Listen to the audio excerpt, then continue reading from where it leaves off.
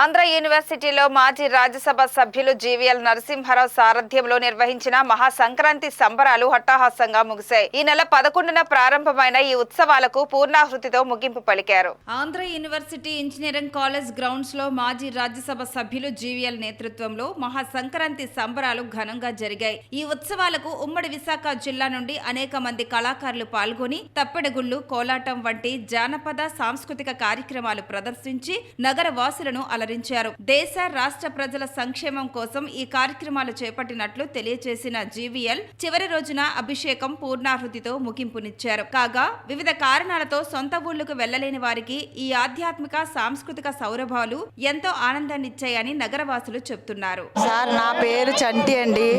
ప్రధానమంత్రి గారు నమస్తే సార్. మీకు మోలీ గారికి నమస్తే సార్. ఎందుకంటే మేము పల్లెటూరులో చూడవలసిన ప్రోగ్రామ్స్ అన్ని ఇక్కడ చూస్తున్నాం సార్. మీ దయ వల్ల ఏంటంటే ఒక సరదాగా అంతా ఫ్రీగా చూపిస్తున్నారు. చాలా బాగుంటుంది సార్ ప్రోగ్రాము. ఎప్పుడు కూడా ఇలాగే మనుషుల్ని సంతోష పెట్టాలి. ఈ రోజు మంద కాదు, రేపటిది మంద కాదు.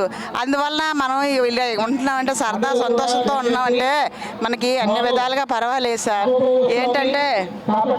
ఏంటంటే పల్లెటూరు వెళ్ళి చూడలేం కదండి. ఎవరు లేరు, పూర్వీకులు లేరు చూడటానికి, ఎవరు లేరు ప్రోగ్రాంలను చూసుకోవడానికి, వెళ్ళడానికి ఇల్లులు అవి లేవు.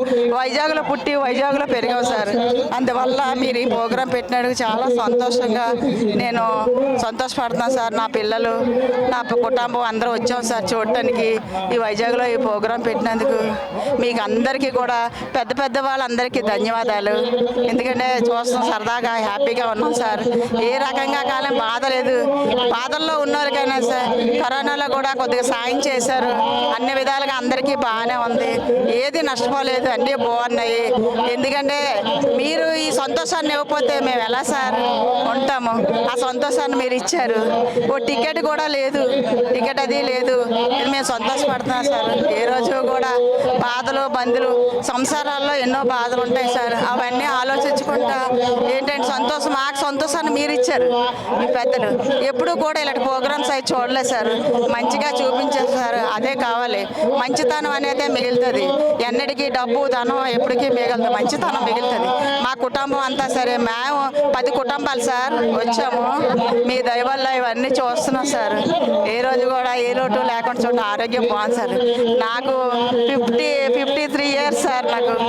ఎందుకంటే ఏ రకంగా కూడా ఆనందం, ఒక తల్లి లేదు, ఒక తండ్రి లేడు. సంతోషానికి కూడా అమ్మగారు ఇళ్ళకి వెళ్ళాలన్నా సరే పూర్ ఫ్యామిలీ సార్. అందువల్ల నా కొడుకు స్థాయిలో ఉన్నాడు మీ దయ వల్ల. అన్నీ ఉంది, బాగుంది. మా తాతయ్య గారు చనిపోయారు. ఆయన ఏమొచ్చి జాబ్ ఇచ్చారు మా ఆయన గారికి. దానివల్ల మేము బ్రతుకున్నాం. పేదవాళ్ళు కూడా అలాగే బ్రతకాలి. ముసలి వాళ్ళకి కూడా సాయం చేయాలి. మీరు సర్కారు వారు సాయం చేస్తే కదా ఎవరైనా బ్రతకగలరు. ఏంటంటే ఇక మా వేజ్ అయిపోతుంది. పిల్లల బాగోవాలి, అభివృద్ధిలో రావాలి. వాళ్ళకి కూడా చిన్న చిన్న ఉద్యోగాలు, ప్రైవేట్ ఉద్యోగాలు, వ్యాపారాలు చేసుకొని బతుకున్నారు సార్. వాళ్ళకి కూడా పరిస్థితులు బాగోవాలి. ఈ ప్రోగ్రాం మాట ఎక్సలెంట్ సార్. ఎప్పుడు కూడా నేను పుట్టి పెరిగి ఇంతవరకు కూడా నేను చూడలేదు.